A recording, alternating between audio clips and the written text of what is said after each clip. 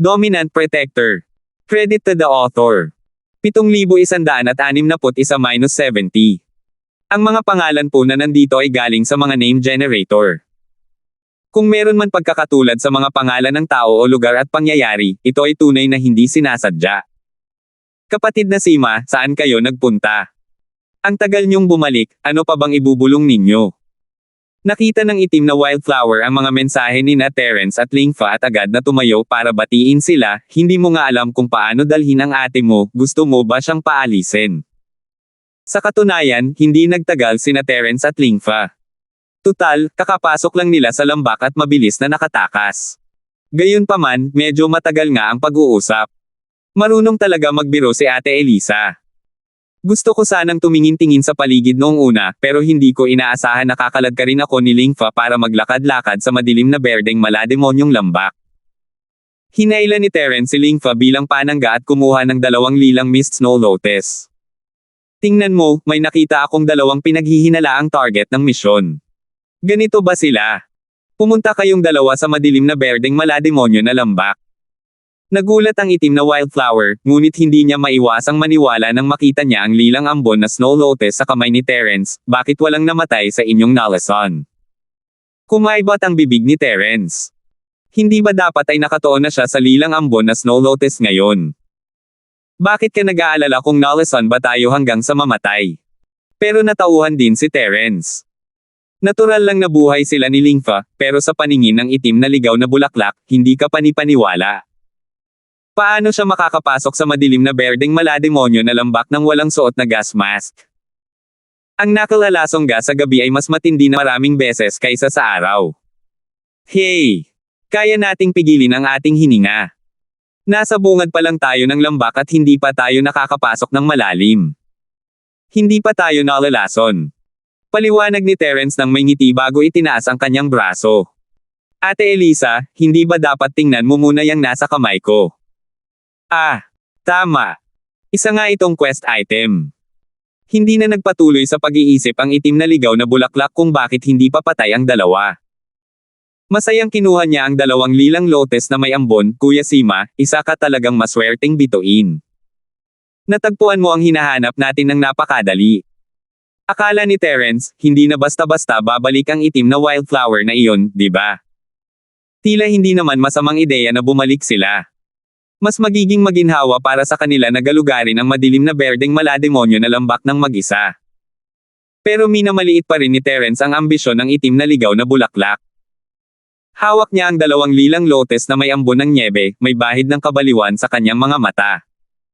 Kapatid na Sima, sinabi mo bang natagpuan mo ang 2 ito sa pasukan ng lambak? Kung mas malalim pa ang kanilang hinukay, hindi ba't mas marami pa? Talagang mayaman na tayo ngayon. Mukhang gusto na niyang umalis agad at pumunta sa lambak ng magdamag para mangolekta ng lilang ambon na snow lotus. Hindi inakala ni Terence na ang itim na wildflower ay magiging mayaman, pero nababaliw na siya. Pagkatapos noon, pinanood ni Terence ang pagbabalat ng itim na wildflower sa lotus at inilagay ito sa supot nito bago itinapon ang natitira sa lupa ng walang kahirap-hirap. Kuya Sima, itatago ko muna ang mga ito. Paghahatiin natin ang mga ito mamaya. Kung nag-aalala ka tungkol kay ate, pwede ko namang iwan sa iyo. Tila naramdaman ng itim na ligaw na bulaklak na hindi tama ang kanyang mga ginawa, at nagpaliwanag ng may kaunting kahihiyan. Tila wala siyang balak na ibigay ang lotus kay Terence.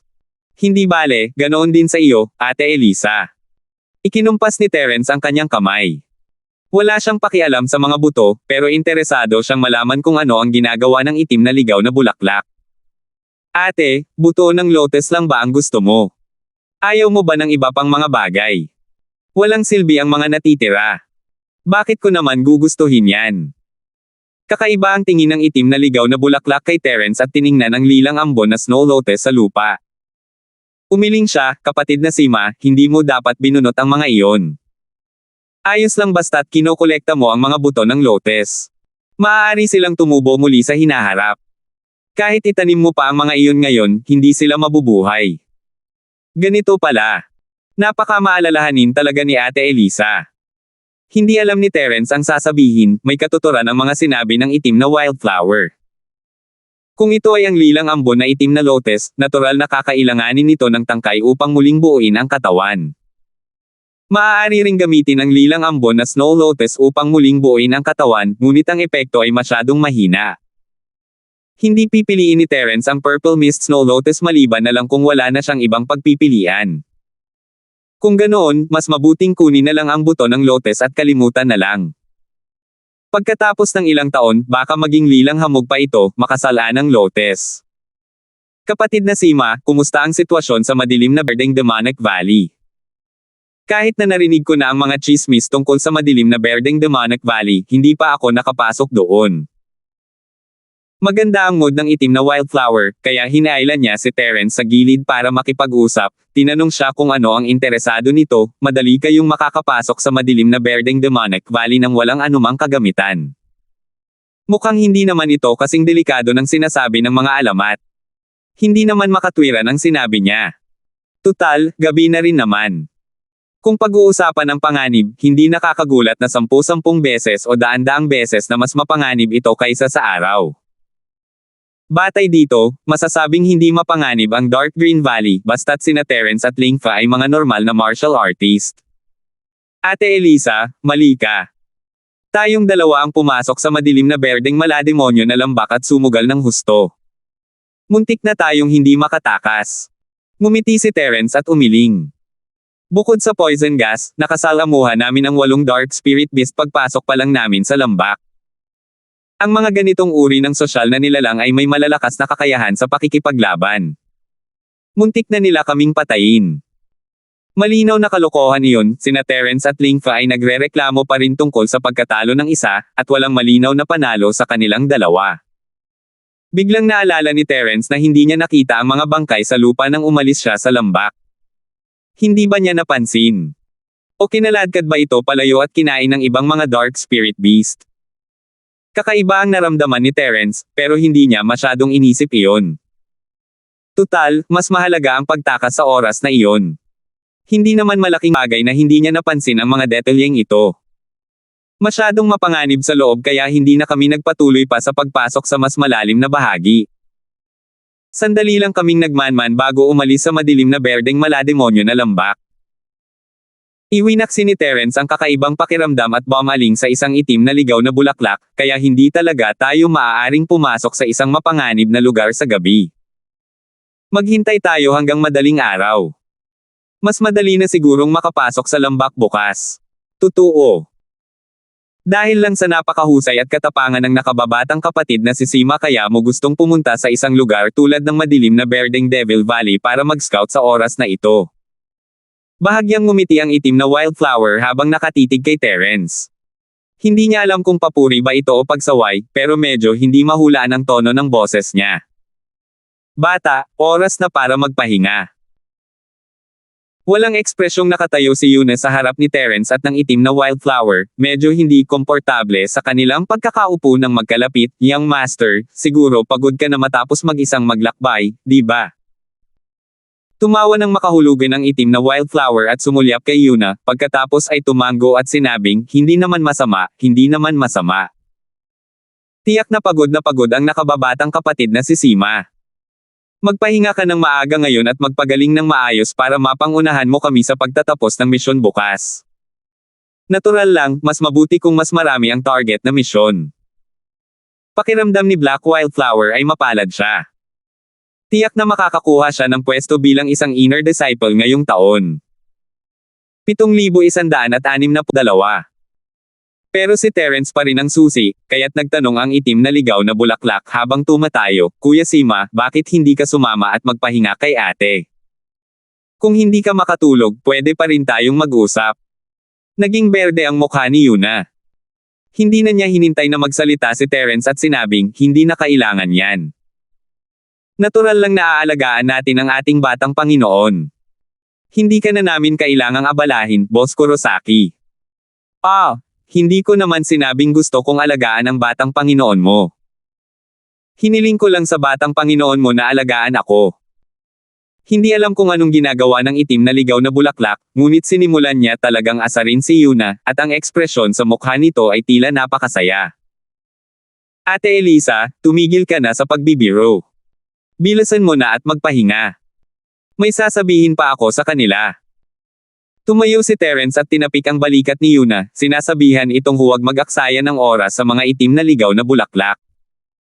Lumingon siya at ngumiti, siya nga pala, naayos mo na ba ang mga taong naka-duty sa gabi, Ate Kurono? Huwag kang mag-alala, lagi kong naaayos ng maayos ang mga bagay-bagay. Nakababatang kapatid na Sima, hindi mo kailangang mag-alala tungkol sa maliliit na bagay na ito. Dapat mong isipin ang malalaking bagay. Nagpalipat-lipat ang tingin ng itim na wildflower kina Terence at Yuna bago lumingon, sige, magpapahinga na ako. Maaari na kayong magpatuloy sa pag-uusap. Napangiti si Terence ng mapait sa sarili.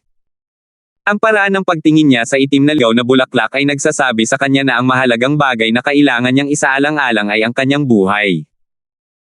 Sa totoo lang, hindi naman lubusang alam ni Terence ang pagbabago ng ugali ni Yuna.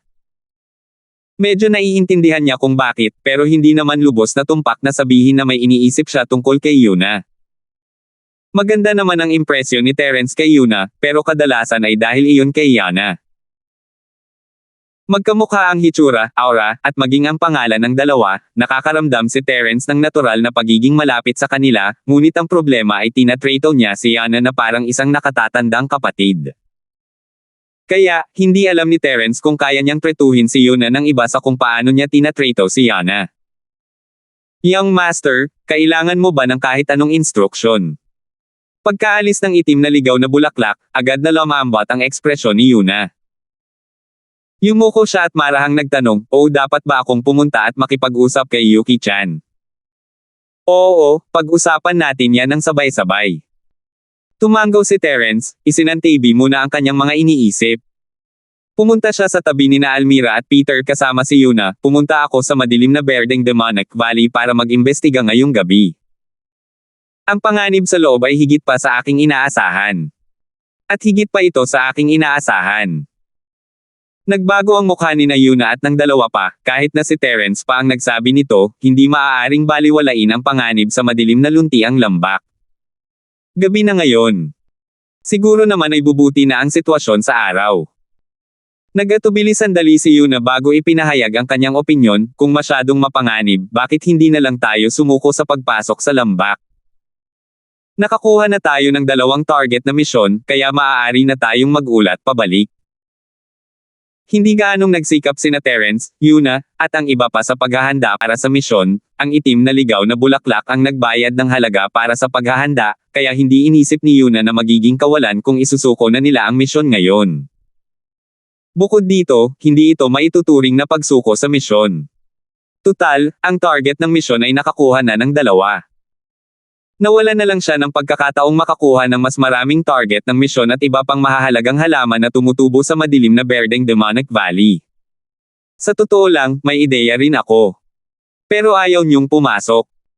Pagbukas ng araw bukas, kayong 3 ay manatili sa pasukan ng lambak para salubungin ako. Susubukan ko ang aking swerte roon kasama ang iba pa. Determinado si Terence na mungkahi. Mayroon akong paraan ng pagliligtas buhay na makakapaggarantiya na makaka-address ako ng ligtas kung sakaling malagay sa panganib ang buhay ko. Pero kung susundan mo ako, hindi kita mapoprotektahan, kaya dapat kang manatili sa labas ng lambak. Pakiramdam ni Peter ay mabuti ito. Hindi niya kailangang sumugal sa pagpasok sa madilim na berdeng malademonyo na lambak at maaari na niyang ibahagi ang ani. Ano pa ang dapat ikadismaya? Gayunpaman, sina Yuna at Almira ay labis na tumutol sa mungkahi ni Terence. Nagkatinginan sila, at si Yuna ay nagsalita pa rin. Bata, sa tingin mo ba ay sumusobra na tayo? Walang panganib para sa amin na mga mangangaso na nangangaso para mabuhay. Kung mayroong sitwasyon na may kinalaman sa buhay, hindi namin hihilahin pababa ang bata pang Panginoon. Sa puso niya, gustong sabihin ni Yuna, kung nasa panganib ka, poprotektahan ka namin gamit ang aming buhay. Kahit na kailangan naming isakripisyo ang aming mga sarili, hindi kami mag-aatubiling. Gayunpaman, tanging sa puso niya lang iyon naiisip at hindi niya masabi ng malakas. Anong pinagsasabi mo? Sa tingin mo ba uupo lang ako at papanoorin kang mapapahamak? Nagkunwaring hindi masaya si Terence, hindi ko sinasabing pabigat ka, pero kung nasa panganib ka, gagawin ko rin ang desisyon mo. Hindi ako takot masaktan para protektahan ang mga kaibigan ko. Nabigla sina Yuna at ang dalawa pa. Ito ang unang pagkakataon na ipinahayag ni Terence ang kanyang tunay na nararamdaman. Naantig sila na nakita niya sila bilang mga kasama na dumaan sa buhay at kamatayan kasama niya. Dahil dito kaya nagsimulang mag-isip ng seryoso si Yuna, dapat ba talaga niyang sundin si Terence at maging pabigat? Tama, sinabi ni Terence na hindi sila pabigat, pero iyon ang ibig niyang sabihin. Naiintindihan ko. Susundin namin ang utos ng Batang Panginoon at hihintayin namin ang Batang Panginoon sa labas ng lambak. Nagkatinginan sina Yuna, Almira, at Peter at malalim na sinabi, sana'y maalagaan ng Batang Panginoon ang sarili niya at makalabas ng ligtas para sumama sa amin. Kung wala tayo bilang pabigat, natural na lalabas na ligtas ang Batang Panginoong si Sima. Hindi maintindihan ni Peter ang nararamdaman niya, at maging siya ay medyo nailang ng magsalita. Naniniwala ako na walang magiging problema. Dagdag niya, medyo naiilang pa rin. Mabuti na lang at walang nakapansin dito. Tumingin sa kaliwa at kanan si Almira. Nang makitang walang pumupuna sa kanila, hininaan niya ang kanyang boses at sinabing, Romal, magiging maayos ka ba talaga ng mag-isa? Kahit alam ko ang ibig mong sabihin, sa tingin ko pa rin ay mas maraming tao ang makakapaghati-hati ng lakas. Sa mga kritikal na panahon, ang pagkakaroon ng isa sa ating mga kasama sa ating tabi ay palaging mas maaasahan kaysa sa mga hindi maaasahang taong iyon. Nang marinig ito ni Yuna, muling nanginig ang kanyang puso. Hindi niya maiwasang mag-atubiling sabihin, tama si Sister Almira. Bakit hindi tayo sumama sa iyo? Hindi alam ni Terence kung tatawa o iiyak, napakabilis magbago ng isip ng lalaking ito. Huwag. Dahil napagkasundoan natin na mananatili ka sa labas ng lambak, mananatili ka rin sa labas. Hindi na kailangan pang sabihin pa, mariing umiling si Terence, napagdesisyonan na. Nang ipakita niya ang kanyang malakas na panig, walang nagawa sina Yuna at ang dalawa pa kundi tumango bilang pagsang-ayon. Pagkatapos noon, ipinaliwanag ni Terence ang ilang bagay na dapat tandaan kapag nasa labas ng lambak. Si Yuna at ang dalawa pa ay nakinig ng walang malay, tumatango paminsan-minsan bago magpahinga. Pinilit ni Terence na magbantay sa gabi ang itim na ligaw na bulaklak at pinili siya at ang mga tauhan ni Lingfa. Hindi inayos ni Terence ang pagkakaroon ng sino man nakakampi niya, para makapagpahinga sila ng maayos. 7,163. Lumipas ang gabi nang walang anumang pangyayari, at nagising sina Terence at ang iba pa ng magbukang liwayway. Natural lamang na may naghanda ng pagkain para sa kanila, at mabilis silang natapos kumain bago umalis. Maya-maya, muling lumabas ang lahat sa madilim na berdeng malademonyo na labak. Sa ilalim ng mahinang araw sa umaga, ang nakalalasong hamog sa pasukan ng lambak ay mukhang hindi gaanong madilim. Bago tayo pumasok sa lambak, pag-usapan muna natin ang mga bagay na kailangan nating pagtuunan ng pansin. Lumingon si Terence at nagsalita na parang isang pinuno, dahil ang madilim na berdeng malademonyo na lambak ay puno ng mga hindi kilalang panganib, hindi maaaring paghiwalayin ang lahat maliban kung mayroong espesyal na bagay. Kailangan nilang kumilos ng sama-sama upang harapin ang karamihan sa mga panganib. Tumango ang karamihan sa mga tao, pakiramdam nila ay natural lang naman ito. Kung mayroong anumang espesyal na pangyayari at mapipilitang maghiwa-hiwalay ang lahat, dapat nating hanapin ang pangunahing grupo sa lalong madaling panahon pagkatapos nating makaligtas sa panganib.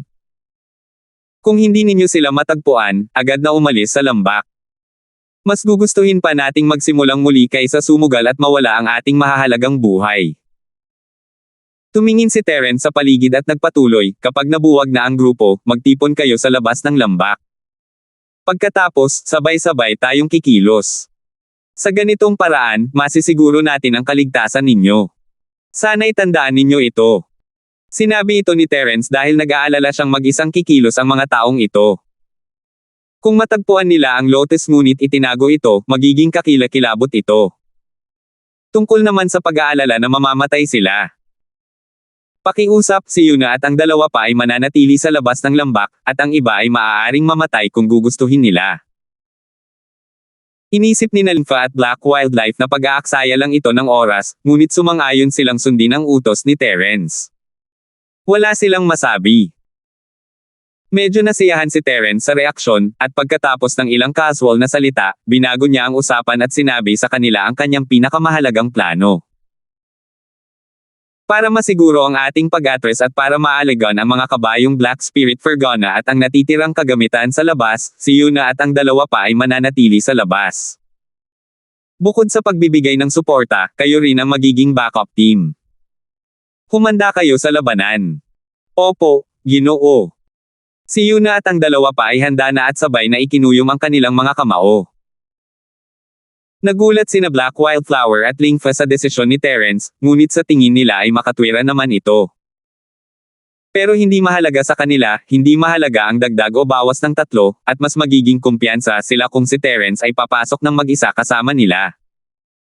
Pagkatapos ng simpleng pag-aayos, naunang bumaba sa kabayo si Terence at isinuot ang kanyang kagamitang panlaban sa lason kasama ang iba. Ganoon din ang ginawa ni Lympha, at nagkatinginan ang dalawa ng may palihim na ngiti. Matapos maghanda, naglakad si Terence kasama ang 10 tao sa likuran niya. Pinanood ni Yuna at ng dalawa pa ang pagpasok ng grupo sa lambak at paglahos sa nakal-alasong hamog, hindi alam ang iisipin. Matapos dumaan ni Terence at ng iba pa sa daanan ng bundok, hindi niya namamalayang napatingin siya sa lugar kung saan naganap ang labanan kagabi. Walang mga bangkay ng mga dark spirit beast, kahit bakas ng dugo. Kakaiba ito. Maaaring kalad ka rin ang bangkay at kainin ng ibang mga espiritong halimaw ng kadiliman, pero paano naman ang dugo? Hindi naman maaaring ang mga espiritong halimaw ng kadiliman ay may ugali ng pagdiyan ng dugo, hindi ba? Kahit na may ganoon siyang libangan, dapat may bakas pa rin ng pagdila sa lupa. Napansin din ni Lympha ang abnormalidad, at hindi niya maiwasang tumingin kay Terence.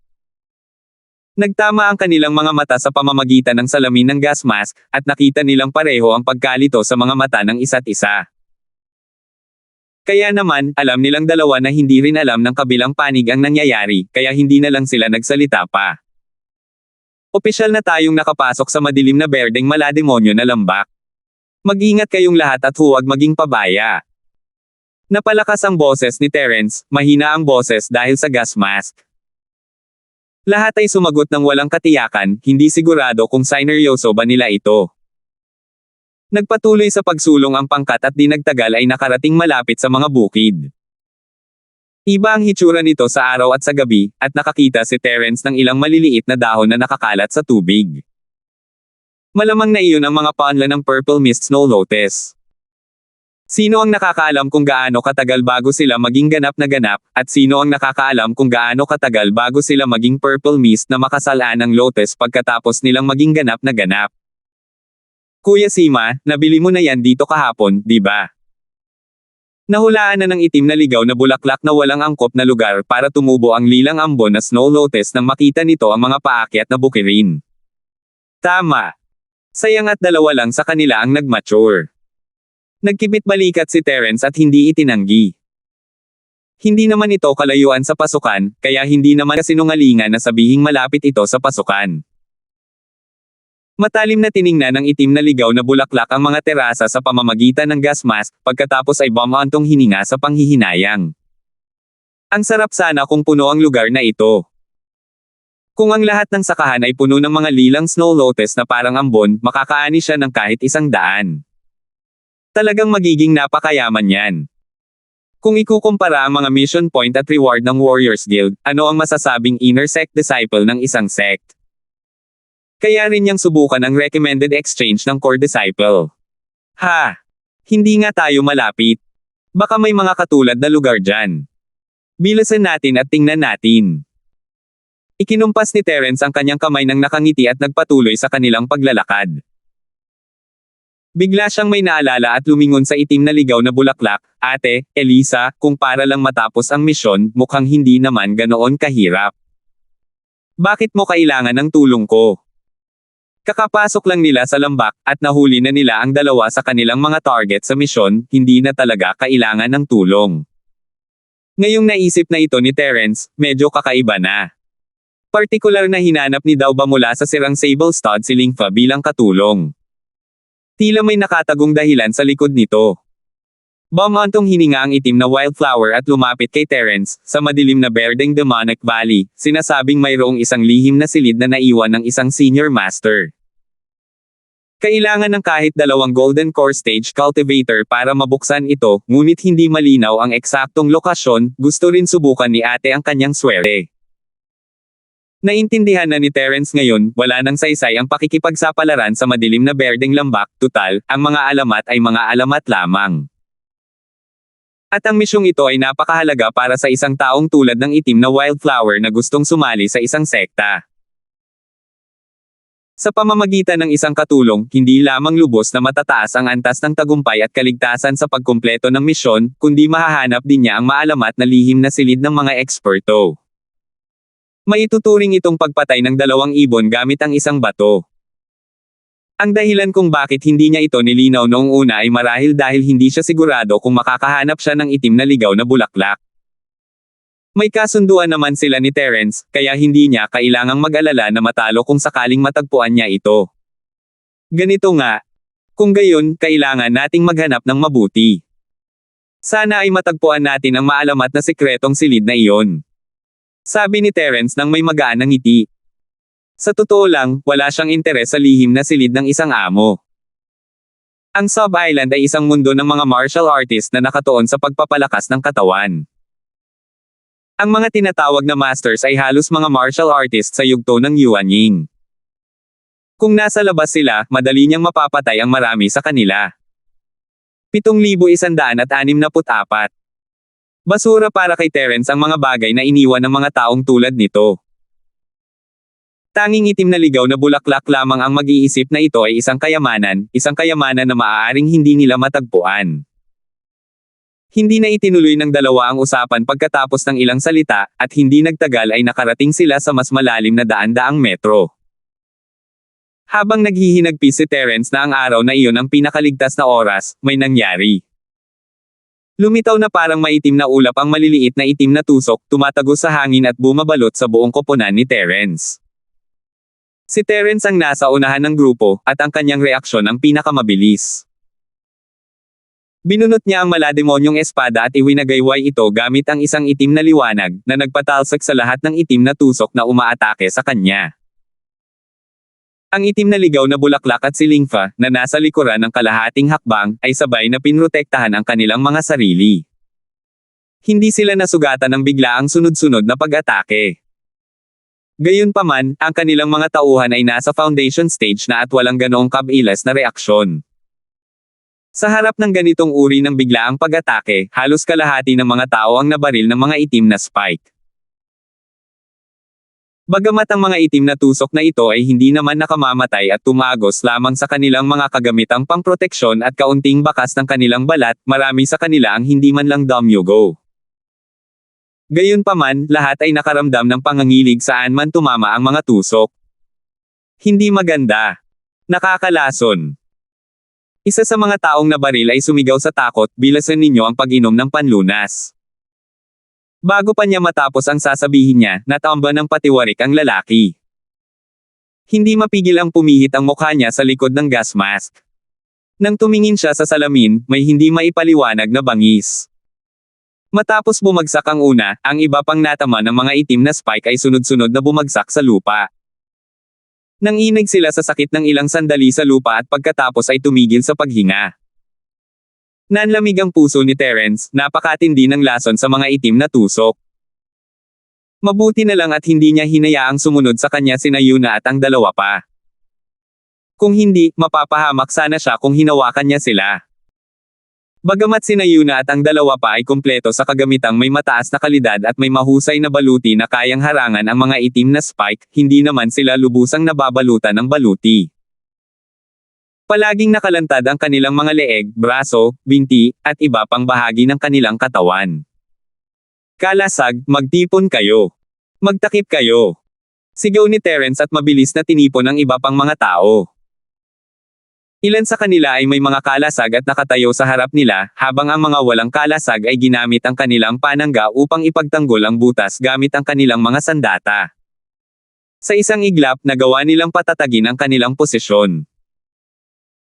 Hindi nagtagal ay nawala ang mga itim na tunok, at isang piraso ng itim na damo ang tila tumubo mula sa manipis na hangin sa lupa, na naglalabas ng mahinang itim na liwanag. Tumingin si Terence sa paligid at sa wakas ay nakita niya ang dalawang malababoy na dark spirit beast na dahan-daang lumalabas mula sa likod ng isang bato. Hubad ang kanilang mga katawan noong una, ngunit habang mabagal silang gumagalaw, mabilis na tumubo ang mga itim na buhok sa ibabaw ng kanilang balat, na nakatayo rito na parang mga karayom na bakal.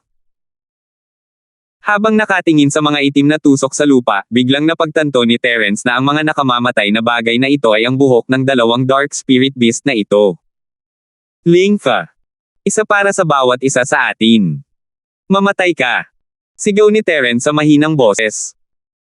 Hindi na hinintay ang sagot ni Lingfa, na itulak na niya ang kanyang mga micro-step sa paru-paro hanggang sa tuktok nito, at ang kanyang katawan ay kumislap na parang multo patungo sa dalawang itim na baboy ramo. Kahit walang kinalaman ang mga namatay kay Terence, nasa ilalim pa rin sila ng kanyang pamumuno. Kailangan niya silang patayin lahat bago ilunsad ng itim na baboy ramo ang pangalawang pag-atake nito. Nakipagtulungan si Lingfa. Nang sumugod palabas si Terence, sumunod siya sa likuran at sumugod sa isa pang itim na baboy-baboy. Napakabilis nilang dalawa at agad na nakarating sa harap ng dalawang itim na baboy-baboy. Ang itim na balahibo na hindi pa tumutubo ay nagsimulang pumutok na parang machine gun, na nagiiwan ng mga imahe na parang nahuhulog sa hangin. Halatang alam ng dalawang dark spirit beast na ang unang atake ay walang gaanong epekto kina Terence at Lingfa, kaya lumipat sila sa ganitong uri ng paraan ng pagbaril. Sa malapit na distansya, ang banta ay ilang beses na mas malaki. Gayunpaman, hindi gumalaw sina Terence at Lingfa. Ilang beses na umugoy ang kanilang mga katawan at naiwasan ang lahat ng mga atake. Nang magkalapit ang magkabilang panig, napagpasyahan na ang kapalaran ng dalawang dark spirit beast na ito. Ang itim na halo ng malademonyo at nananakmal na espada ay kumislap na may kasamang madilim na buwan, at ang mabangis na itim na ulo ng baboy-baboy ay agad na nahiwalay sa katawan nito. Minsan nararamdaman ni Terence na hindi siya dapat gumamit ng espada dahil lagi niya itong ginagamit na parang kutsilyo. Ang maalamat na nakakatakot na espada ay ginamit bilang kutsilyo. Kung talagang may katalinuhan ito, malamang ay hindi ito magiging handa, tama ba? Sa kabilang banda, mabilis din na tinapos ni Lingfa ang kanyang mga target. Pareho silang nasa parehong antas, at mahirap sabihin kung sino ang mas magaling. Nagkatinginan sina Terence at Lingfa at walang sinabi. Tumalikod sila at tahimik na naglakad palayo. Hindi sila interesado sa panloob na kaibuturan ng Dark Spirit Beast. Maliligtas pa ba siya? Lumapit si Terence sa tabi ng itim na ligaw na bulaklak at nakita niyang may nakatingin sa kasama niya sa lupa. Sa katunayan, sa pagtingin pa lang sa kanila, halatang patay na ang mga bumagsak. Magiging kakaiba kung maliligtas pa sila. Tunay nga, marahang umiling ang itim na ligaw na bulaklak at sinabing, wala ng pag-asa. Napakalakas ng lason na ito kaya't wala na siyang oras para inumin ang panlunas. Tunay ngang karapat-dapat sa reputasyon ng madilim na Berdeng Demonic Valley. Sa biglaang pag-ataking ito, 7 katao ang namatay. 2 sa kanila ay kabilang sa itim na wildflower, at ang natitirang 5 ay mula sa nayon ng mga sirang blade. Sa simula, si Lingfa ay may 8 martial artist sa ilalim niya, ang Black Wildflower ay may 5, at si Terence ay may 3, kaya nabuo ang pangkat na ito. Ngayon na bawat isa sa kanila ay may 3 tauhan sa ilalim nila, kahit papaano ay balanse na ang bilang ng mga tauhan. Mananatili sina Yuna at ang 2 pa sa labas ng lambak para hindi sila masyadong malagay sa panganib. Ang mga papasok sa lambak ay may pagkakataon pa ring mamatay, kaya naramdaman ni Terence na masyadong matalino ang kanyang desisyon. Ilibing muna natin sila. Ikinumpas ni Terence ang kanyang kamay, hudyat sa iba na maghukay ng butas. Sa kanilang lakas, hindi ito magtatagal. Sa loob lamang ng 1 o 2 minuto, isang malaking hukay ang nabuo na sapat ang laki para mapaglibingan ang 7 tao. Isa-isang inilagay ang mga bangkay doon, at pagkatapos ay mabilis na itinambak upang maging isang bante ng libingan. Ginamit ni Terence ang pagkakataong ito para maghanap sa paligid at wala siyang nakitang ibang dark spirit beast. Magpapatuloy siya sa kanyang paglalakbay pagkatapos niya rito. Akala niya ay mas mababa ang antas ng panganib sa araw kaysa sa gabi, ngunit napakarami ng mga panganib sa madilim na berdeng lambak. Pagkatapos ng 100 metro, nakatagpo sila ng panibagong problema.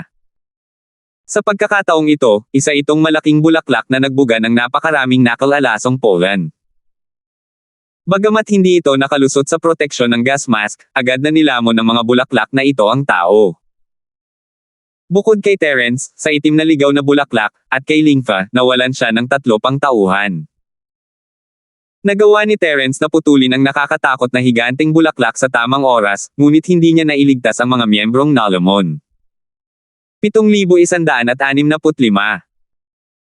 Hindi lang iyon, matagal na nanatili sa hangin ang pollen, at lumapot ang nakalalasong hamog sa lambak, hindi man lang makita ni Terence ang kanyang mga daliri. Magsama-sama kayong lahat, huwag kayong maligaw, at huwag kayong maligaw. Hindi alam ni Terence ang gagawin. Inabot niya ang braso ng itim na ligaw na bulaklak para hawakan, ngunit wala siyang nahawakan. Ate, nasaan ka? Kaunti lang ang mga boses sa paligid, at walang sumagot kay Terence. Maging itim na ligaw na bulaklak o lingfa, o kahit ang iilang nakaligtas, para silang lahat ay nawala. Kumislap ang katawan ni Terence habang mabilis niyang inikat ang mga taong naaalala niya, ngunit wala siyang napansin. Para bang naglaho ang itim na ligaw na bulaklak at ang iba pa sa ere. Ate Elisa, Lingfa. Nasaan kayo? Nanginig ang puso ni Terence habang itinataas niya ang kanyang boses, itinataas ang kanyang pagbabantay sa 120,000 puntos, naghahanda para sa isang biglaang palihim na pag-atake sa kapaligirang ito. Kasabay nito, palagi niyang iniisip kung ano ang nangyayari sa sitwasyong nasa harap niya. Maaari kayang hindi niya namamalayang nakapasok siya sa isang ilusyon. Dahil ba ito sa pollen at sa nakalalasong ambon? Gayunpaman, ang mga sinaunang espiritu ay hindi natatakot sa iba't ibang lason sa lambak, kaya hindi sila dapat malason. Bukod pa rito, mayroon silang tulong ng mga gas mask at iba pang kagamitan. Wala itong saysay. Isang ilusyonaryong porma sayon. Sinubukan ni Terence na manghula, ngunit wala siyang makita. Luminga-linga siya habang naglalakad, ngunit walang bakas ng isang ilusyon na nabuo. Siyempre, kung ang isang tao ay talagang mahuhulog sa isang ilusyon, magiging mahirap matuklasan ang problema. Walang saysay ang maghintay. Naghanap si Terence ng ilang sandali, ngunit wala siyang nakita. Pumili siya ng direksyon at nagpatuloy sa paghahanap. Nahaharangan ang kanyang paningin, at hindi siya sigurado kung magpakailanman siyang maglalakad ng paikot-ikot, ngunit ang tanging inaasahan niya ay ang paraang ito ay makakatulong sa kanya na makaahon sa hamog. Maya-maya, naramdaman ni Terence na unti-unting nawala ang ambon sa harap niya, at naging malinaw ang kanyang paningin. Lumingon siya pabalik para tumingin, ngunit pareho pa rin ito. Hindi naman masama ang swerte natin, mukhang nasa tamang direksyon tayo. Tumawa si Terence at nagtaas ng boses, Ate, Elisa. Lingfa. Nasaan kayo? Kumalat at umalangaw-ngaw ang boses niya sa lambak. Biglang naalala ni Terence na noong sumisigaw siya sa hamog, walang ganoong kababalaghan. Siguro hindi man lang lumabas ang mga sigaw niya noong oras na iyon. Kahit na malapit lang ang itim na wildflower at ang iba pa, malamang hindi nila maririnig ang sigaw ni Terence. Nang hamupa ang boses ni Terence, hindi lumitaw ang mga itim na ligaw na bulaklak at ang iba pa, ngunit dumating ang isang grupo ng mga itim na unggoy. Mga 15 o 16 sila, at lahat sila ay sumisigaw sa mga bato. Hindi mabilang na mga batong kasing laki ng kamao ang lumipad palabas ng kanilang mga kamay, inatake si Terence na parang bagyo. Nandilim ang mukha ni Terence. Sino ang nagsabing tahimik ang mga dark spirit beast sa araw, lalo na iyong mga nakatira ng grupo-grupo? Hindi man lang sila sumipot sa araw. Kung aatake sila ng grupo-grupo, matatakpan ba nila ang buong bundok sa gabi? Hindi takot si Terence sa mga bato, pero para maiwasan ang gulo, mas mabuting tumakbo na lang. Kumislap ang figure ni Terence at naglaho sa malayo. Ang itim na unggoy sa pader ay naghagis ng ilang bato at nakita si Terence na umalis, ngunit hindi nito hinabol. Di nagtagal, hindi na marinig ni Terence ang mga unggoy, at mas lalong naging imposibleng mahanap ang itim na ligaw na bulaklak at si Lingfa.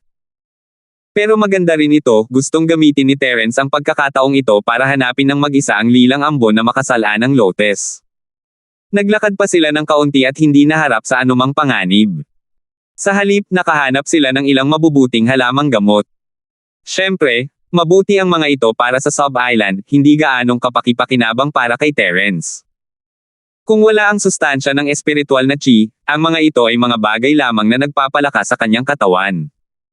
Si Terence ay isang espiritu ng yuan lamang sa sandaling iyon, at ginagamit niya ang mga ito bilang reserba. Nakatayo si Terence sa isang bangin na hindi naman ganoon kataas, at ang nakalalasong hamog ay napakanipis. Hindi nito naapektuhan ang kanyang paningin, kaya't nakatanaw siya sa paligid mula sa tuktok ng bangin. Gusto sanang tingnan ni Terence kung makakahanap siya ng mga itim na ligaw na bulaklak at iba pa, ngunit hindi niya sila nakita. Sa halip, nakakita siya ng isang halamang tumatalon-talon sa di kalayuan. Tama, hindi iyon hayop, kundi halaman. Senior Ghost. Lumabas ka at tingnan mo. Iyan ba ang lilang ambon na makasalaan ng lotes? Hindi makapaniwala si Terence sa kanyang nakita, malas lang siya sa buong panahon, at kakaiba ang buong madilim na berdeng lambak. Inihanda na niya ang sarili sa posibilidad na hindi niya matpuan ang lilang hamog na masamang si Lotes sa pagkakataong ito, ngunit hindi niya inaasahan na makakakita ng ganito. Narinig ng malademonyo ang tawag ni Terence at agad na lumabas ng Jade Space, tiningnan kung saan itinuturo ni Terence. Mukha nga. Medyo kamukha niya. Medyo nasasabik ang malademonyo, basta't nakabalik ang katawan ni Terence, maaari siyang manatili sa espasyo ng Jade.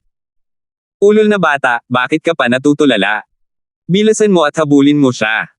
Nalungkot ang malamulto dahil hindi niya naabot ang kanyang inaasahan. Sa ganitong pagkakataon, nakatayo pa rin siya roon nang hindi gumagalaw. Agad na nagising si Terence at tiningnan ang lilang hamog na masamang si Lotes sa di kalayuan. Tumalon siya pababa ng bangin at hinabol ito. Kahit nakayaman o hindi, dahil nakakalakad at nakakatakbo ito, at isa itong halaman, mabuti na lang at naging espiritu na ito. Hindi niya ito maaaring bitawan. Nang mga 100 metro na ang layo ni Terence mula sa halaman, kitang-kita niya ang itsura nito. Talagang kamukha ito ng lilang ambon na snow lotus, ngunit ang tangkay at lotus ay hindi puti ang kulay, kundi may bahid ng lila. Kasabay nito, dalawang maiikling binti ang tumubo mula sa mga ugat sa ilalim ng mga dahon, at ang mga ito ay nagtatalon at tumatakbo. Talagang lilang ambon iyon, makasalaan ng lotes. Tuwang-tuwa si Terence, 70% na siyang sigurado ngayon, at kailangan lang niyang tingnan kung lalabas ang lilang ambon pagkatapos niya itong mahuli. Gayunpaman, tila naramdaman ng maliit na bagay ang paglapit ni Terence. Ang maiikling binti nito ay nagsimulang umikot na parang windmill, at ang bilis nito ay bumilis ng ilang beses. Ang distansya sa pagitan ng dalawa ngayon ay mahigit 300 metro na. Saan ka tumatakbo papunta? Sigaw ni Terence habang itinutulak niya ang kanyang mga butterfly microstep sa sukdulan nito. Bumilis din ang kanyang bilis, at nasa loob na siya ng 100 metro mula kay Terence.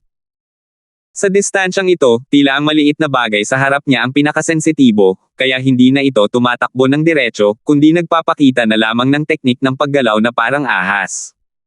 Sinusubukan niyang linlangan si Terence at pabagalin ang kanyang bilis.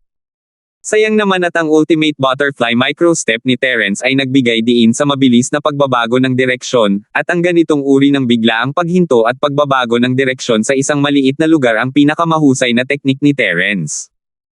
Hindi lang niya nawala si Terence, kundi napalapit pa niya ang distansya sa pagitan nila. 7,166. Naramdaman ng maliit na bagay ang kamay ni Terence na papalapit sa katawan nito at naiwasan ang kamay na siguradong tamaan ng pilit na iniikot ang katawan nito. Sa kasamaang palad, hindi lang ito ang tanging galaw na nagawa ni Terence. Nang makalapit na siya, sunod-sunod niya itong sinugod na parang bagyo, at hindi ito isang bagay na kayang iwasan ng maliit na bagay na iyon. Kahit gaano pa ito kadulas, kahit gaano pa ito kagustang tumakbo, nasa kamay pa rin ito ni Terence. Baliw ka, bakit hindi ka tumakbo? Tingnan natin kung paano ka tatakbo. Nahablat ito ni Terence at gumaan ang kanyang pakiramdam. Inihampas niya ang lotes sa tuktok, ngunit walang nakitang reaksyon. Bakit hindi ka gumagalaw? Nagpapanggap ka bang patay? Pagkatapos niyang sabihin iyon, kinalabot niya ang tangkay at umalis pa ng ilang beses, ngunit sa kasamaang palad, wala man lang siyang narinig na tugon. Hindi dapat ganoon. Kahit na nahuli siya, hindi naman dapat siya namatay, di ba? Napakamot ng ulo si Terence at gustong itanong sa bagay na iyon kung alam nito ang nangyayari. Pero bago pa makapagsalita si Terence, nagsalita na ang multo, ang makasalanang lotes na ito na kulay lilang ambon ay tila walang sariling kamalayan.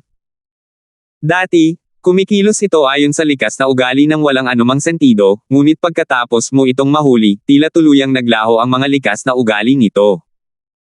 Senior Ghost, sinasabi mo ba na kahit na ang maliit na bagay na ito ay naging isang espiritu, hindi ito maituturing na isang totoong buhay dahil hindi pa ito nakabuo ng sarili nitong kamalayan?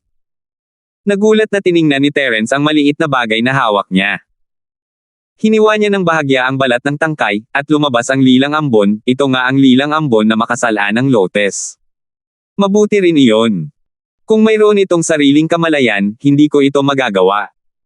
Casual lang niya itong sinasabi, para muling buuin ang kanyang katawan, hindi siya mag-aalangan kahit na ang lotes ay may ganap ng kamalayan.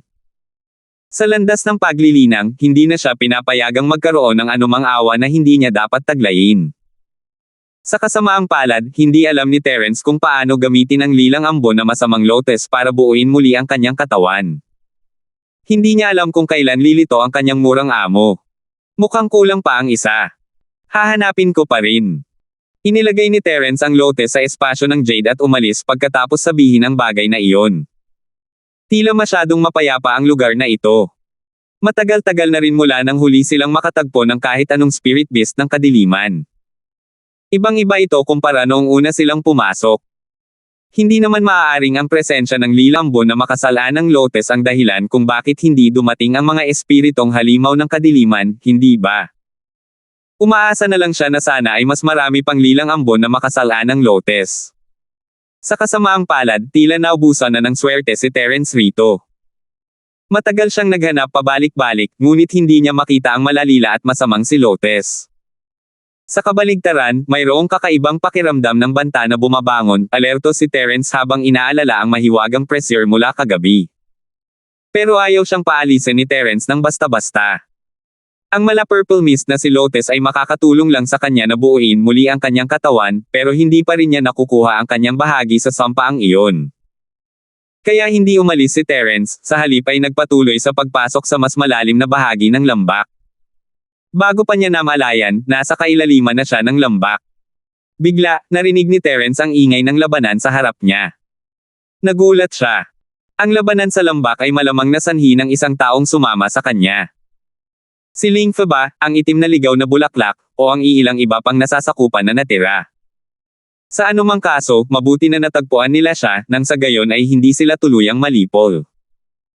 Mabilis na tumakbo si Terence at nakita ang figure sa labanan, ang sarili niyang man, Black Wildflower.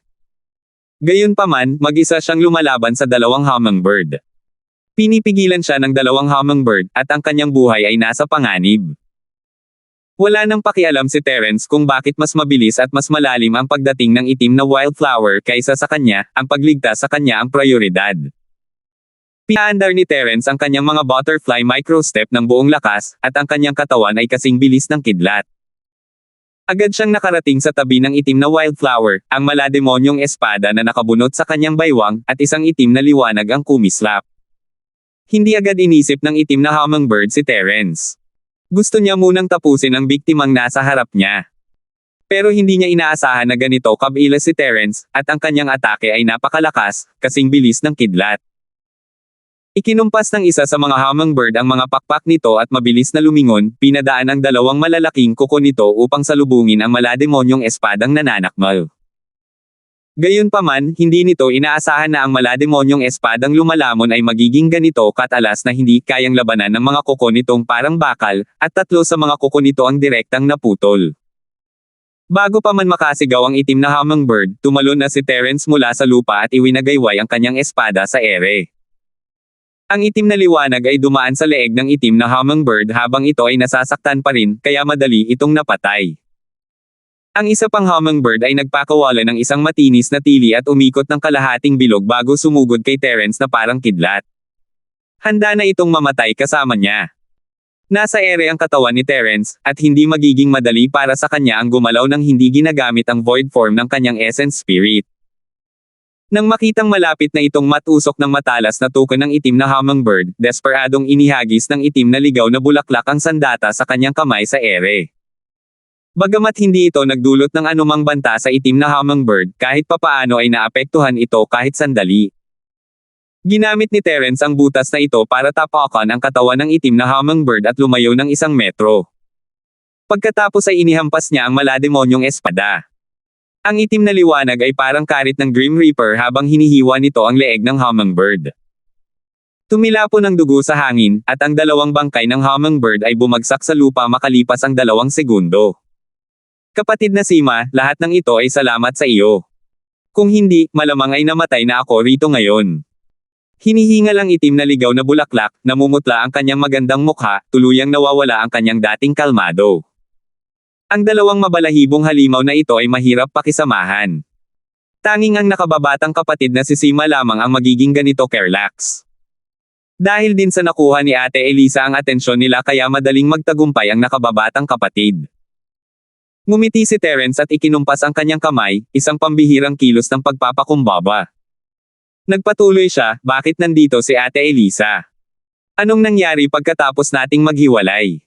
Matapos tayong maghiwalay. Nandoon ako sa paligid. Pagkatapos noon, matagal akong nasangkot sa 2 halimaw na may balahibo. Nang muntik na akong hindi makatiis, nakababatang kapatid na Sima, dumating ka. Bahagyang nakabawi ang itim na ligaw na bulaklak, at ipinakita ang karaniwan nitong kaakit-akit na ngiti. Si nakababatang si Sima nga ang lucky star ng ate. Ang paghingi ng tulong sa iyo ang pinakamagandang desisyong nagawa ko. Talagang taos-pusong mga salita ito ng itim na wildflower. Kung isa itong lason na tirano, kahit sumugod pa siya, para lang siyang nanliligaw ng kamatayan. Sa lakas ni Dennis, hindi niya magagawa ang ginawa ni Terence. Posibleng madali siyang mapatay ng itim na hummingbird. Misyon ko ang tumulong kay Sister Elisa. Kung hindi, mawawalan ito ng saysay. Casual na sabi ni Terence, pero nagtataka siya kung bakit pumupunta ang mga itim na ligaw na bulaklak sa paligid matapos silang magkahiwalay, samantalang siya naman ay natagulan bago niya sila mahanap. 7,167. Kung wala ang lilang ambon na makasalaan ng lotes, aabutin pa siya ng kahit 1 oras bago niya mahanap ang mga itim na ligaw na bulaklak. Sa oras na iyon, malamang nananlamig ang katawan ng itim na ligaw na bulaklak. Kahit ano paman, iniligtas ni nakababatang kapatid na si Sima ang buhay ko. Hindi ko malilimutan ang kabaitang ito at tiyak na babayaran kita sa hinaharap. Maganda ang mga salita ng itim na ligaw na bulaklak, ngunit wala siyang binigay na anumang tiyak na pangako. Parang isang walang laman na pangako. Pagkatapos noon, agad niyang binago ang usapan. Tama, mayroon bang mga bagong natamo ang nakababatang kapatid na si Sima? Nakatanggap si Terence ng 2 lilang snow lotus kagabi, pero pareho niya itong ibinigay sa itim na wildflower. Inaabangan niya ito ngayon. Tutal, walang limitasyon sa bilang ng mga target na misyon. Mas marami kang makukuha, mas mataas ang gantimpala. Mabuti na lang at hindi nabibili ng pera ang mga mission points, kaya natural lang na hindi naman kalabisan ang mga itim na wildflower. Wala akong nakuha, pero nakaranas ako ng maraming panganib at paghihirap. Kung hindi dahil sa swerte ko, malamang hindi ko makikita si Ate Elisa. Ngumiti si Terence habang nagsasalita, syempre, hindi niya sasabihin kahit kanino na nasa kanya ang lilang ambon na samang lotes. Hindi pa nga iyon sapat para pag nasaan ang itim na ligaw na bulaklak. Siguro nagbibiro lang si Kuya Sima. Sa lakas ni Kuya Sima, hindi mo kailangang mag-alala tungkol sa mga panganib dito. Ngumiti ang itim na ligaw na bulaklak at pinuri siya, saka nagpatuloy, ngayong nasa tabi ko na ang nakababatang kapatid na si Sima, masasabing mas panatag na ang puso ng ate. Napakabait naman ni Ate Elisa. Hindi simpleng lugar ang madilim na berdeng Demonic Valley. Kinailangan pang gumawa ng napakalaking pagsisikap ang nakababatang kapatid na ito para lang mailigtas ang buhay ko. Ipinagpatuloy ni Terence ang kanyang kalokohan, ngunit mayroon ngang mga nilalang na maaaring magbanta sa kanya sa madilim na berdeng lambak, tulad ng nakakatakot na pressure na naramdaman niya kagabi. Hinala ni Terence na masisira ang kanyang essence spirit kung maglalaban sila ng harapan. Mabuti na lang at hindi niya ito naramdaman simula nang pumasok siya sa lambak ngayon. Malamang ay dahil ayaw nitong lumabas sa araw. Sa anumang kaso, mabuti pa rin na hindi mo makasalubong ang hindi mo kilalang bagay na iyon. Kuya Sima, nasaan na tayo ngayon? Hindi itinuloy ng itim na wildflower ang naunang usapan, bagkus ay tumingin sa paligid at sinabing, matagal nang nakikipaglaban si ate sa dalawang halimaw na may balahibo, at hindi ko na matukoy ang direksyon. Habang nagsasalita, ang itim na wildflower ay naglabas din ng isang simpleng mapa ng maitim na berdeng Demonic Valley, sinusubukang ihambing ang nakapalibot na kapaligiran. Sa kasamaang palad, ang mapa ay masyadong simple, at walang mga palatandaan na makikita. Hindi matukoy ng itim na ligaw na bulaklak ang kanyang posisyon ng ilang sandali. Tiningnan ni Terence ang mapa, mayroon naman siyang kaunting impresyon dito, kung tutuusin. Itinuro niya ito. Dapat nandito na yan. Magaspang lang ang kaya kong tantsahin. Maaaring hindi ito ganoon katumpak pero hindi dapat masyadong malaki ang pagkakaiba. Kung taga dito yan. Hindi yan kalayuan sa lugar na yan. Nagliwanag ang mga mata ng itim na ligaw na bulaklak, at isang mahinang ngiti ang lumitaw sa sulok ng kanyang bibig. Kapatid na Sima, Tara na. Nakita ni Terence ang 2 beses na pagtapik ng itim na wildflower sa mapa, at ang locus yung iyon ay hindi kalayuan sa kinaroroonan nila ngayon. Kung tama ang mapa. Ate Elisa, ito ba yung lugar na binanggit mo? Kinamot ni Terence ang kanyang baba, hindi masyadong nag-isip. Pwede tayong pumunta at tumingin, pero hindi ko magagarantiya na may makikita tayo. Ito ay isang bagay na ipinangako niyang tutulungan ng itim na wildflower, at kahit hindi masyadong interesado si Terence, hindi niya ito matanggihan. Hindi mahalaga yan, ayaw ni ate na ay pangako ni Kuya Sima na may makukuha ka. Sige, Tara at tingnan muna natin. Ngumiti ang itim na ligaw na bulaklak habang itinatabi ang mapa, hinihila ang braso ni Terence. Gayunpaman, sa tulong ng nakababatang kapatid na si Sima, naniniwala akong tiyak na magtatagumpay tayo. Napangiti na lang si Terence habang hinahayaan niyang hilahin siya ng mga itim na ligaw na bulaklak papunta sa direksyong iyon. Wala talagang pakialam si Terence sa mga kayamanan ng Sub Island, pero ibang usapan na kung mahahanap niya roon ang mala-purple mist na si Lotes. Ate Elisa, huwag kang masyadong umasa. Alam mo na habang lumalaki ang pag-asa, lalo ring lumalaki ang pagkabigo. Tumawa si Terence habang tumatakbo, isa pa, hindi pa rin sigurado kung makakatulong ako. Ate, dapat handa ka sa pag-iisip. Alam ko. Bilisan natin at umalis na tayo. Hindi ito pinansin ng itim na wildflower at mas binilisan pa ang pag-atake ni Terence, na para bang iniisip niya na basta't makarating sila sa lugar, magtatagumpay sila. Nagkibit balikat si Terence. Mas mabuti pang tingnan niya. Maya-maya, nakarating silang dalawa sa isang palanggana sa lambak. Hindi ito gaanong kalakihan, mga 10 hanggang 20 metro lamang ang diametro. Limitado rin ang lalim, mga 10 metro ang lalim. Ate, Elisa, sigurado ka bang dito ang lugar na to? Wala akong nakikitang kakaiba. Tumingin si Terence sa ibaba at kinumpirma na normal lang ang lugar na ito. Paano kita matutulungan? Dapat nandito na yan. Unang beses ko lang dito at hindi ko pa alam ang mga detalye. Bakit hindi na lang tayo bumaba at tumingin? Baka may makita tayong mga palatandaan. Medyo pilit ang ngiti ng itim na wildflower. Kung nasayang lang ang ginawa niyang paglalakbay, malamang ay ayaw na niya. Kahit hindi siya tumulong, may utang pa rin siyang pabor kay Terence. Kung gayon, bumaba tayo at tumingin. Baka may mahanap talaga tayo. Walang pakundangang ikiniling ni Terence ang kanyang ulo at naunang dumulas pababa ng Dallas Days. Gamit ang kanyang lakas, kaya niyang maabot ang ilalim ng basin sa isang talon lang. Hindi na niya kailangang sayangin ang ganoong kalaking pagsisikap. Pero naisip ni Terence na baka may matuklasan siya kung patuloy siyang magpapadulas ng ganito, kaya naman binigyan niya ng matamang atensyon ang paligid habang dumudulas. Sa kasamaang palad, wala siyang nakitang anuman sa ilalim. Ang itim na ligaw na bulaklak, na sumusunod sa kanya, ay nalilito rin. Hindi nito namamalayang lumingon sa paligid, ngunit ang mga mata nito ay hindi nakapokus. Ate Elisa, napaka-ordinaryong lugar lang ito. May nahanap ka ba? Alam ni Terence na malalaman niya kung may mga palatandaan, o mali ba ulit ang nahanap natin. Kung hindi, pwede tayong maghanap ng ibang lugar na malapit. Bago pa niya matapos ang kanyang sasabihin, ang malademonyong espada sa kanyang baywang ay biglang tumalon sa kaluban nito at sumigaw ng malinaw. Isang ulap ng itim na hamog ang pinakawalan mula sa espada, na lumulutang sa paligid nito. Habang nag-uusap sina Terence at ang itim na ligaw na bulaklak, isang grupo ng mga tao ang dumating mula sa kanto. May mga 20 tao sila, at ang kanilang mga damit at kagamitan ay luma na. Bagamat hindi masasabing sira-sira na sila, maituturing naman silang magulo. Malinaw na ang mga taong ito ay nakaranas ng maraming paghihirap sa madilim na berdeng malademonyong lambak. Dapat ito ang team na naunang pumasok sa Dark Green Demonic Valley bago tayo.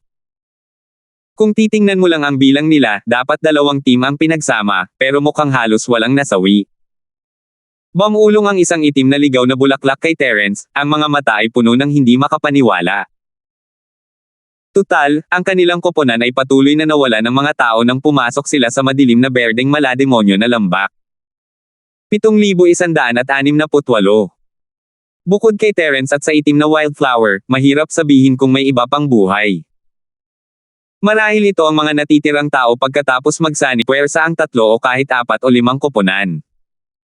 Sa hitsura nito, marami na silang naranasang mahihirap na labanan. Imposibleng makarating sila sa puntong ito nang walang anumang pagkatalo. Binabaan ni Terence ang kanyang boses at kinausap din ang mga itim na ligaw na bulaklak. Sinuyod niya ang mga mata sa grupo ng mga tao, at alam na niya kung ano ang nangyayari. Gaya ng hula ni Terence, ang pangkat na ito ay orihinal na may 40 katao, at isang pinagsamang pangkat na binubuo ng 4 na koponan. Kalahati na ng kanilang mga tauhan ang nawala rito, na may 50% bilang ng mga namatay. Kung ikukumpara sa masamang pangalan ng madilim na berdeng Demonic Valley, hindi ito ganoon kataas. Ang 3 nangunguna ay nag-uusap ng mahina matapos makita si Terence at ang itim na wildflower. Dapat silang 2 iyon ang dumating mamaya, at halos patay na sila. Paano kung kunin natin sila bilang pamangwit? Ang nagsalita ay isang payat na lalaking may makapal na balbas. Ang kanyang figure at ang kanyang balbas. Mukhang medyo wala sa lugar, ngunit sa paraan ng paghaplos niya sa kanyang balbas paminsan-minsan, tila kontento na siya sa kanyang imahe. Hindi naman masama ang mungkahing ito. Sa tingin ko ay magagawa naman. Bahagyang tumango ang babaeng nasa katanghaliang gulang sa tabi ng pandak na lalaking may balbas bilang pagsang-ayon. Kulang na tayo sa tauhan. Marami pang lugar na kailangang tuklasin sa susunod. Ang pagkakaroon ng 2 pang kanyan ay palaging isang magandang bagay. Katamtaman lang ang itsura ng babaeng ito, at medyo matanda na siya, kaya medyo malas ang itsura niya. Kapag nagsasalita siya, paminsan-minsan ay nanunuya ang kanyang mga matang mabaliw, kaya nagmumukha siyang taksil. Ang isa naman ay nakadamit na parang isang scholar na nasa katanghaliang gulang. Wala siya sa lugar sa grupo ng mga martial artist, ngunit dahil isa siya sa mga pinuno, natural lamang na hindi siya isang simpleng tao. Kung ganoon nga, makipag-ugnayan ka sa kanila. Kung alam nila kung ano ang makabubuti para sa kanila, hayaan mo silang mabuhay ng kaunti pa. Kung hindi, hindi naman malaking bagay na ayusin na natin ang sitwasyon nila ngayon. Bahagyang kumurap ang mga mata ng scholar na nasa katanghaliang gulang. Ang mahinang ngiti sa gilid ng kanyang labi ay may bahid ng malamig na hanggaring pumatay. Ako na ang bahala sa bagay na ito.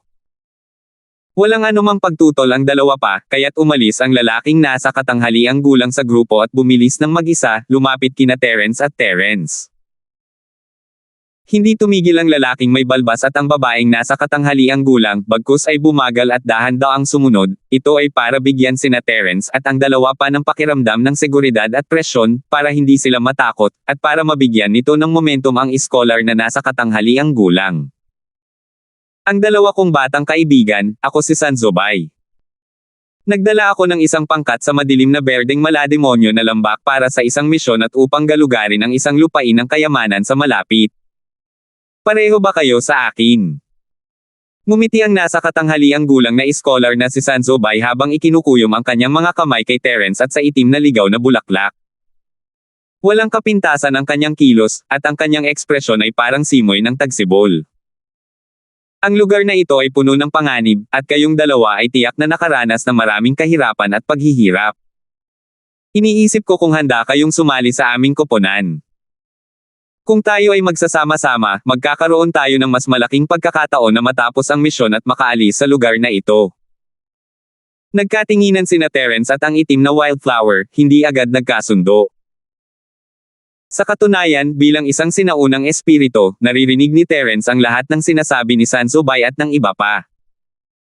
Alam niya ang kanilang ginagawa, ngunit sa kabilang banda, gusto rin silang gamitin ni Terence bilang mga pathfinder.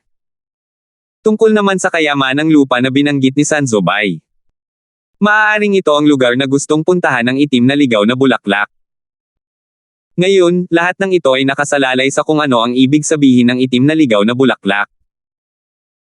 Hindi niya dapat marinig ang pag-uusap ni na Sansubay at ng iba pa, ngunit sa kanyang katalinuhan, dapat ay kaya niyang gumawa ng desisyon.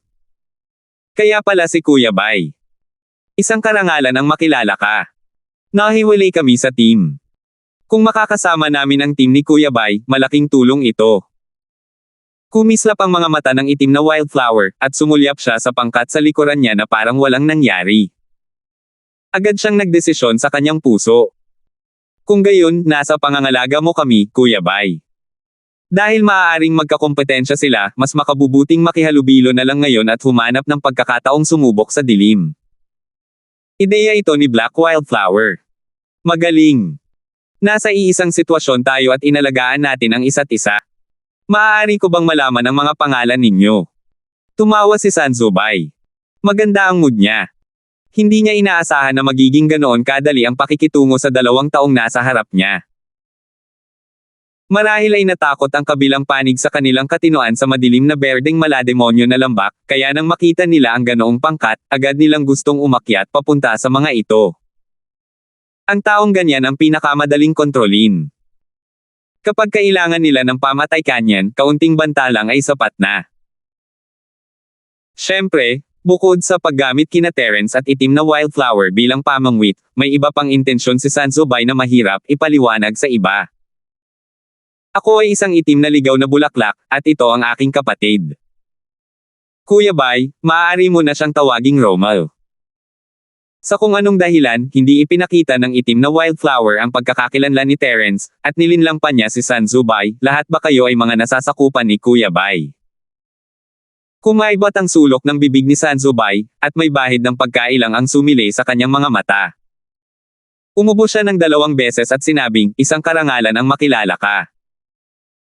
Sa totoo lang, ang aming koponan ay kasalukuyang may 3 panig na kooperasyon.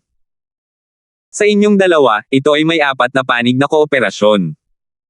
Natawa si Terence sa sarili. Peking pangalan niya, kaya bakit naman siya gustong makilala ni Sansubay? Kung tungkol sa kooperasyon sa pagitan ng 3 partido at ng 4 na partido, hindi na kailangang makinig sa kanilang pag-uusap para makakita ng ilang mga pahiwatig. So, yung 2 yun dyan ay yung 2 partner ni Kuya Bay.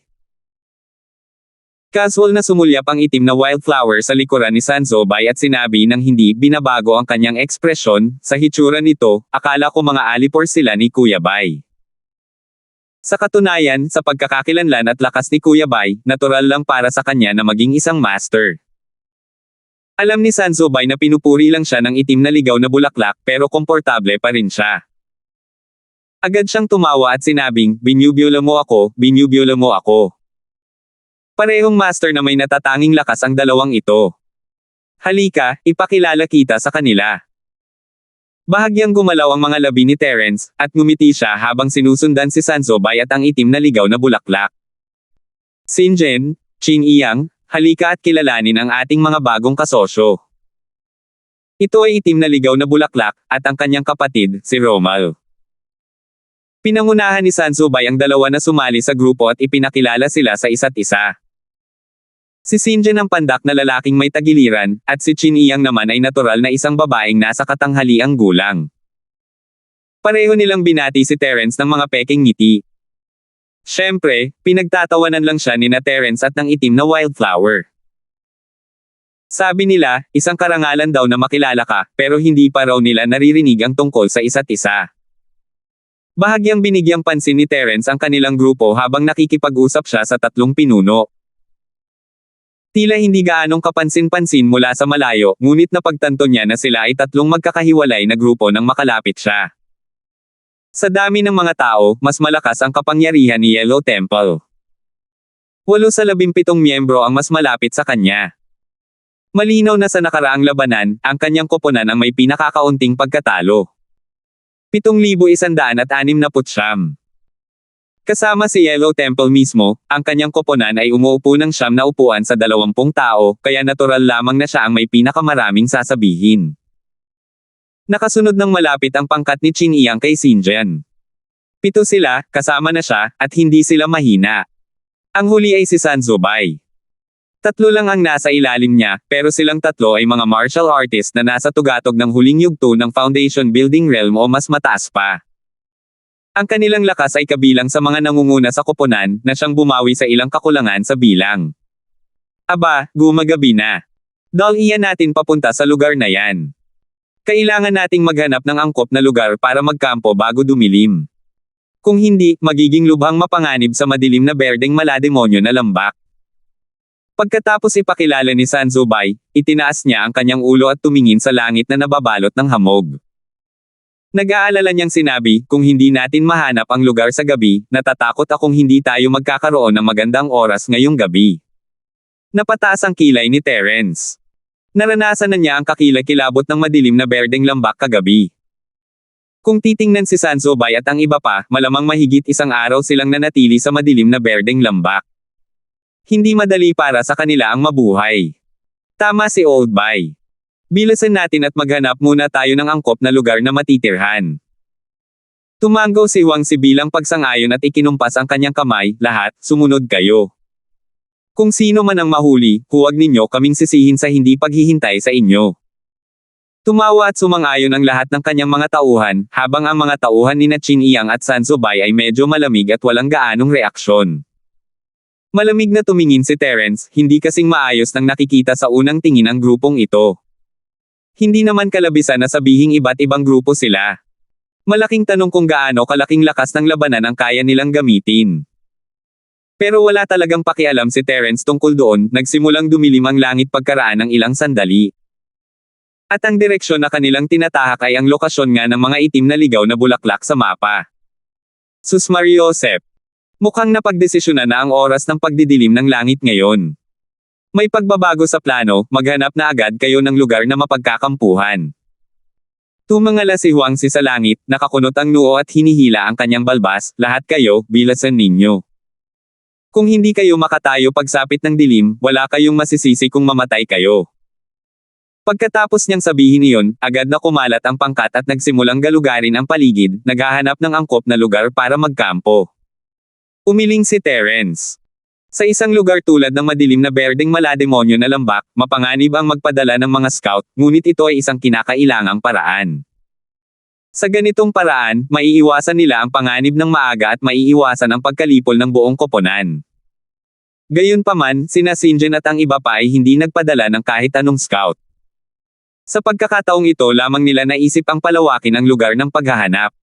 Mabuti na lang at wala silang nakasalubong na malalaking dark spirit beast. Kung hindi, mahirap sabihin kung nakaligtas pa sila hanggang ngayon. Maya-maya, may nagulat na nakahanap na sila ng angkop na lugar para magkampo. Sinundan ni Terence ang grupo, ito ay isang lambak na may nakausling bato sa tuktok, sapat lang para masilungan. Ang pinakakasasyang bagay ay ang pagkakaroon ng isang maliit na lawa ng tubig na may diametrong halos 1 metro malapit sa pader ng bato. Ito ay nabuo ng mga patak ng tubig mula sa bato sa itaas. Matapos masubukan na hindi ito nakakapinsala, maaari nitong maibsan ang pangangailangan ng pangkat para sa inuming tubig. Hindi naman masama ang lugar na ito. Dali, ihanda ninyo ang depensa, at pagkatapos ay makakakain at makakapagpahinga na ang lahat. Ngumiti si Xinjian at ikinumpas ang kanyang kamay upang utusan ang koponan na magtayo ng kampo. Bilang pinakamalakas na koponan, natural lamang na itinuring niya ang kanyang sarili bilang pinuno ng koponan.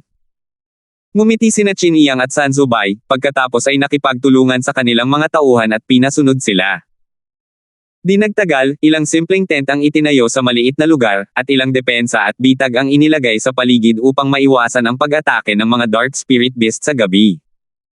Bukod pa rito, nagkalat din ang kampo ng ilang pulbos na panggamot. Bukod sa pagtataboy ng mga ahas at insekto, mayroon din itong kaunting epekto laban sa lason.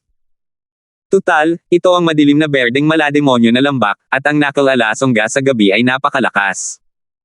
Pagkatapos kumain, hindi nila nakalimutang uminom ng mga panlunas at isuot ang kanilang mga kagamitan laban sa lason. Hindi sila ng ahas na maging pabaya.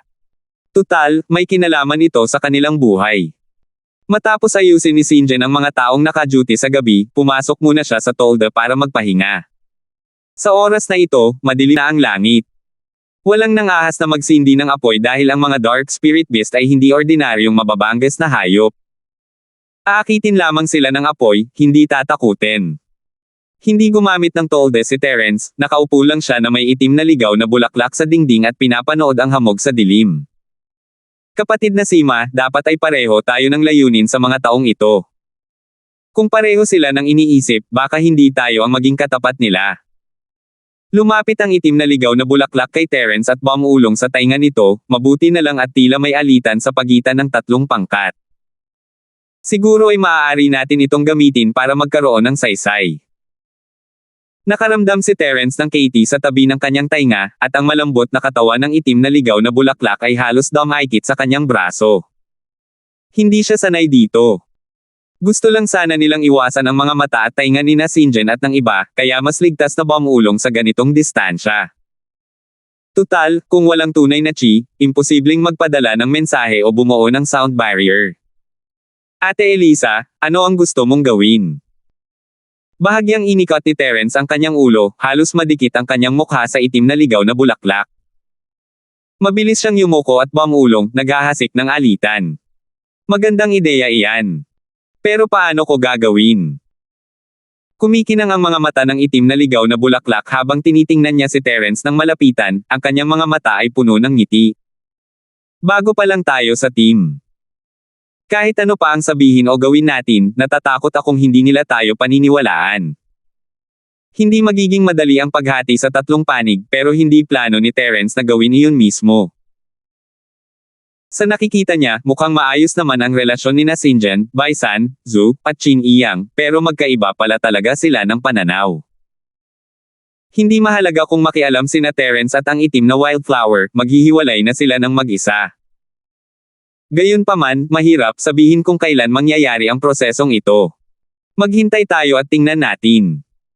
Basta't makarating tayo sa lugar at makahanap ng paraan, baka magsimula silang mag-away. Sabi ni Terence pagkatapos ng ilang pag-iisip. Makakakapasok na tayo sa lugar na iyon bukas. Sa oras na iyon, kikilos tayo ayon sa sitwasyon. Gusto ni Sinjen at ng dalawa pang kasama niya na gamitin si Terence at ang itim na ligaw na bulaklak bilang pamangwit, at gusto rin ni Terence na gawin iyon. Walang problema sa pagpapanatiling buhay ng mga taong ito.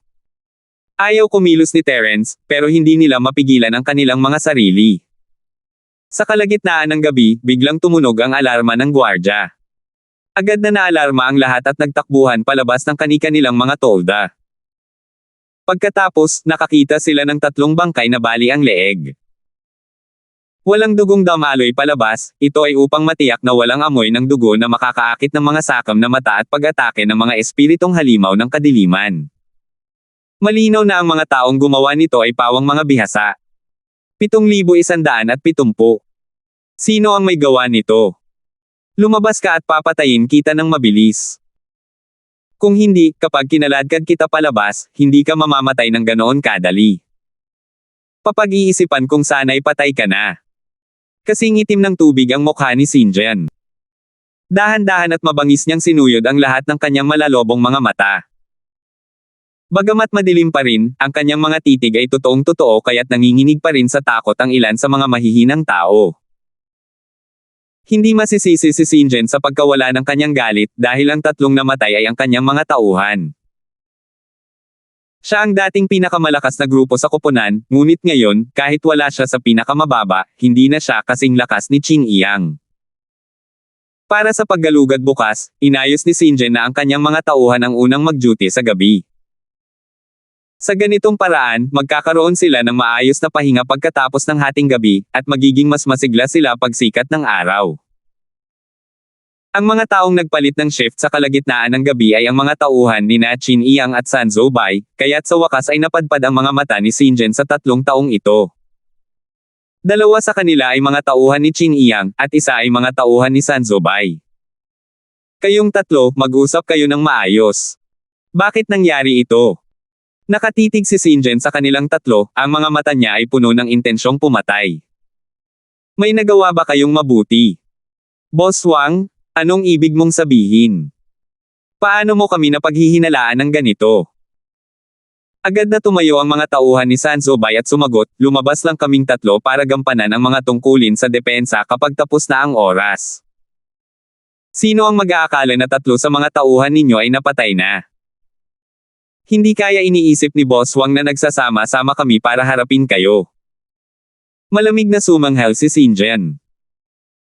Iyon mismo ang iisip niya, ngunit kung magsasama-sama sina San Zobei at Qin Iyang, tiyak na hindi siya makakalaban nila. Kalimutan mo na yan. Dahil wala kang alam, ituloy mo na ang depensa mo sa gabi. Itutuloy ko ang paghuli sa mamamatay tao.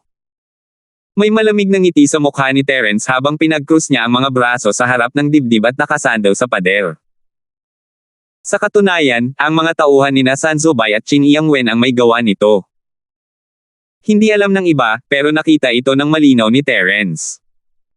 Kung bakit ganito sina San Zobei at Qin Iyang, madaling ipaliwanag. Ang templo ni Huang ang may pinakamaraming tao sa grupo, at nasira ang balanse. Makakalaban lamang ni San Zobei at Qin Iyang si Xinjen kung magsasama-sama sila, ngunit hindi ito ang resultang gusto nila. Parehong gusto ni San Zobei at Qin Iyang na maging pantay ang katayuan sa isa't isa. Iyan ang dahilan ng operasyong ito. Pagkatapos ng tagumpay, si Qin Iyang Wen agad ang naging pinakamalaking koponan sa koponan. Hindi mapakali si Terence sa ganitong klaseng awayan, at naupo lang doon at nanood. Sa kabilang banda, ang itim na wildflower ay lihim na natutuwa, kinakausap lang niya si Terence tungkol sa pagtatalo sa pagitan nila, at hindi niya inaasahan na may mangyayaring pagpatay. Gaya ng inaasahan, hindi na kailangang maghasik ng alitan ang mga tagalabas sa pagitan ng 3 pangkat na ito, at magkakaroon ng panloob na alitan. San Zobei, Qin Iyang Wen, ano sa tingin mo? Ang malamig na mga mata ni Xinjen ay matalas din sa dilim, na parang totoong tao sa lahat. Ang mga taong napatay ay pawang taga-dilaw kong templo. Tiyak na iimbestigahan ko ang bagay na ito hanggang sa huli. Dahil wala ng 3 tao, ang lakas ni Xinjen ay hindi na maihahambing sa lakas ni Qin Iyang, bukod pa sa kay San Zobei. Gayunpaman, kailangan pa rin niyang maging matatag kung hindi ay tuluyan siyang masusupal. Siyempre, aalamin ko ang tunay na dahilan. Hindi ko kayang tiisin ang ganito kalala na pangyayari. Galit na galit si San Zobei, na para bang mga nasasakupan niya ang 3 patay na lalaki. Qin Iyang, ganoon din ang iniisip mo, di ba? Alamin mo kung sino ang may gawa nito, hindi ko siya palalayain. Tumawa si Qin Iyang at sinabing, syempre naman. Pareho tayo ng sitwasyon. Kung may maglalakas loob na umatake sa atin, syempre hindi natin sila maaaring pabayaan. Pero matandang Huang, matandang Bai, paano kayo mag-iimbestiga? Natahimik sandali si Xinjen. Si Qin Iyang ang may pinakamaraming kakampi. Kung lalabanan niya ito, ang tsansa na manalo ay 50 hanggang 50 lamang. Bagamat maliit ang panig ni San Zobei, lahat sila ay eksperto, kaya maaaring hindi sila gaanong mahina. Kaya naman, kung talagang mag-away sila, medyo matatakot si Xinjen. Gayunpaman, kung hahayaan niya lang ito ng ganito, magkakawatak-watek ang mga puso ng kanyang mga tao. Tanungin muna natin ang iba at tingnan natin kung may makapagpapatunay na wala silang kinalaman dito. Casual na binanggit ni San Zobei ang isang paraan, ngunit alam niyang imposibleng matuklasan ang anuman. Palabas lang iyon. Kaya, sa mga sumunod na panahon, silang 3 ay isa-isang tinanong. Tila nagkunwari lang si Terence, at wala talagang saysay.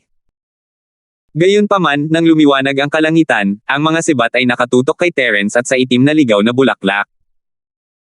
Kayong dalawa, maayos naman ang mga tao natin, kaya kayong dalawa ang pinakamalaking sospek ngayon.